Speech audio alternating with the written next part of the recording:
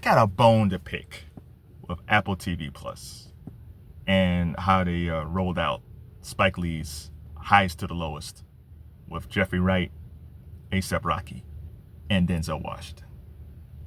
I guess we've been saying Denzel's name wrong the whole time. I guess he was on Jimmy Kimmel, and he said the real pronunciation of his name is Denzel. He is Denzel Jr. And what happened was, when he was at home, his mom would say Denzel, and his dad and Denzel would show up, and she's like, you know what? I'm tired of saying this. You're Denzel, and son, you're Denzel. And I guess it's stuck, but his real name is really Denzel Washington. It's Denzel Washington. So for purposes for this video, I will call him Denzel. His name is Clay, but I'll call him Clay.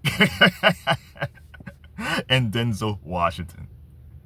So what happened was, Highest to the Lowest by Spike Lee was a remake of I think a Japanese film. And the film came out on August 15th in theaters. And then it was supposed to be on Apple TV Plus on September 5th. Now, usually that's a few weeks, it's limited release, so you kind of understand it. So my dad, he's been seeing the ads for it. They've been showing the ads like forever. And Spike's been doing interviews, and Denzel's been out there doing interviews, and even online, there's some funny interviews with Spike and Denzel and Jeffery Wright, or Spike and Denzel and A$AP Rocky. I'm gonna go back saying Denzel. I can't keep on saying Denzel. So, but there's been some online stuff going on too. So people knew the film was coming out. So you have people like my dad, who doesn't do any streaming at all, don't understand it, don't get it, not gonna pay for it. So, but he saw the movies come out in theater, so he goes to the theater. He looks in Akron. It wasn't at the Regal, which we're down to one, which sucks. It wasn't at the Regal. He usually goes to the Cinemark theater because they have nice, comfy chairs. It wasn't at the Cinemark. We don't have an AMC in Akron, but it was at this small theater in downtown Akron called The Nightlife, and they show art house films or limited release films. It's really cool, but it's only there for a few days, and my dad likes the comfy chairs at the Cinemark, so he's not going to The Nightlife. But that was the only place they had highest to lowest, and it was only there for one weekend. And this tells me that Apple TV Plus does not have a lot of people who look like me on their marketing staff, or the people who decides how to roll out films. Your strategy of how you roll out the films can't be done for every project. What works for your suburban audience might not work for an urban audience, especially if it's a Spike Lee audience. That audience is clearly Gen X and baby boomers. Now, Denzel has a large base of fans. He reaches everybody at this point of his career. However, for a Spike Lee joint, the majority of the fan base is either Gen Xers, baby boomers, and maybe a few millennials. So if that's the case, and especially if there's older boomers like my dad, they don't do streaming, and they like going to the movie theaters with the comfy chairs. Why not, if you're releasing this film in limited release, go to a Cinemark. Go find the biggest theater in the area, if it's an AMC or Cinemark or Regal, and hey, it's going to limited release. Have the same schedule you have with the other films. Have it in one theater, because it's not the Avengers, so it's not going to be on 3 or 4 different screens. So have it on one screen, 11 a.m. to 11 p.m. Have it say it's going to be here for 2 weeks. Some black films will come in the first week, some black films come in the second week, and then they're done. And then you can roll it. Then you can roll it on to Apple Plus. What's wrong with that? But no, they got this tight thing of Apple TV, where it's like, no, we're going to do it in limited release, and then it's going to be exclusive on Apple TV. Because also, Apple TV, they don't do DVDs. They think DVDs is a waste of money for whatever reason. Now, we live in 2025. People watch films in different ways. They watch it in the theaters. They watch it on DVD. They watch it on Blu-ray. They stream. Why would you cut out a whole market of people? People like my dad's age, some of them probably do some streaming, but you know how much that costs to a senior citizen at this point? You got, Amazon, Apple TV, Disney Plus, Hulu, Netflix, Peacock. I know old black folks. They barely tip. And you expect them to pay all this stuff? Now, I think Apple TV Plus do have this thing for some of their films. I think they do it overseas, but maybe some of their films that they do on-demand. They have some on-demand stuff. So maybe they might do on demand for Highest to the Lowest. But even then, that could be 30, 40, $30. They ain't paying for that. Oh man, you telling the senior citizen who goes to go to the matinee and still use their senior discount. You saying like, yeah, you can get watch this Denzel film with Spike for $29.95. It's like, no, not doing that. I bet you if Tyler Perry did most of his films are on demand, he would not be a billionaire. And it's like, I ain't paying $40 for some man in no dress. No. He would have been 100 millionaire.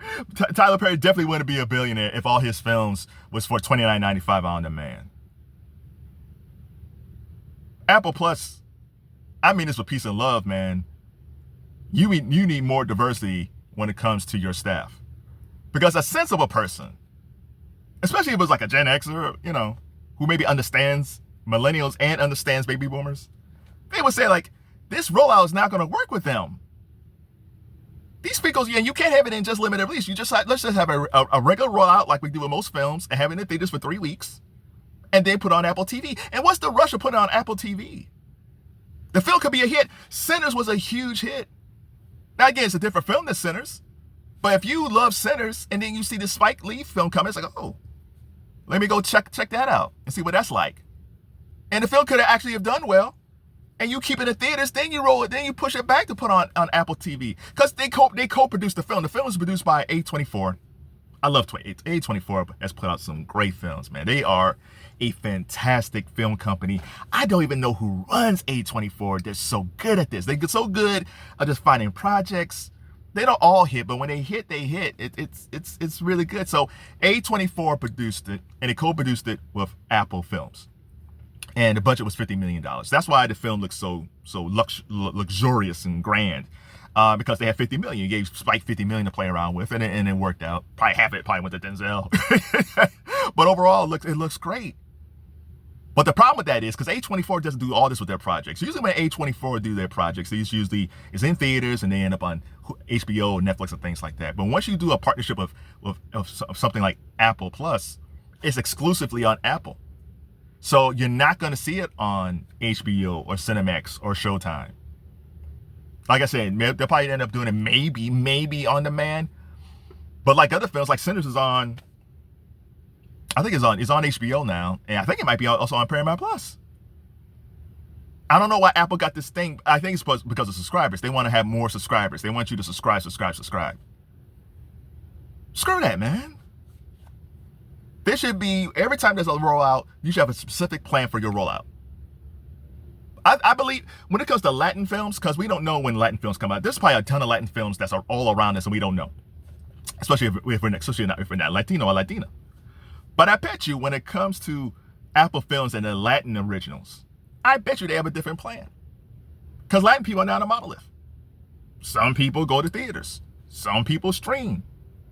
Some people buy the DVD. But I bet you there's a different plan with their Latin projects than they do with their regular projects. I bet it is. I bet you they care about it. I bet you have some Latin folks and that's their main job. They focus on the Latin market. Apple, man, y'all make a whole lot of money. I cannot believe that you guys came and do a limited release DVD. One of the best things I miss is like when I see those commercials for Disney and they say you can get Dumbo for limited time only, at Target. And once it's gone, it's gone. You don't see those commercials anymore. I don't even know if Disney even puts out DVDs anymore, to be honest.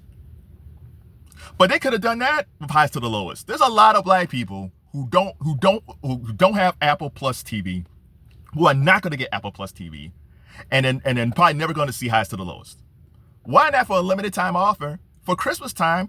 Do a deal with Target. And Highest to the Lowest is out there for the Christmas season. And then once it's done, it's done. You have to make a whole bunch of DVDs or Blu-rays for a whole year. Just do it for like 4 months. And I bet you that will sell well. I think they got F1. I think F1 is theirs too. The Brad Pitt movie, the racing movie. That film did really well. You mean to tell me that Apple would rather care about subscribers than making some DVDs of F1? You don't think F1 would have sold for DVDs at Christmas time? We'll still have to see about that. But you don't think they would do that? You miss out on all this money for what? Just for some subscribers? that you're going to lose anyway because people don't have a lot of money for streaming? So if you've seen Highest to Lowest, let me know what you think. How do you compare it to other Spike Lee joints with Denzel Washington? And what do you think? Do you have Apple Plus TV? Do you love it? Or do you get it? Or you're just going to get to watch Highest to the Lowest and get rid of it? Like most people do.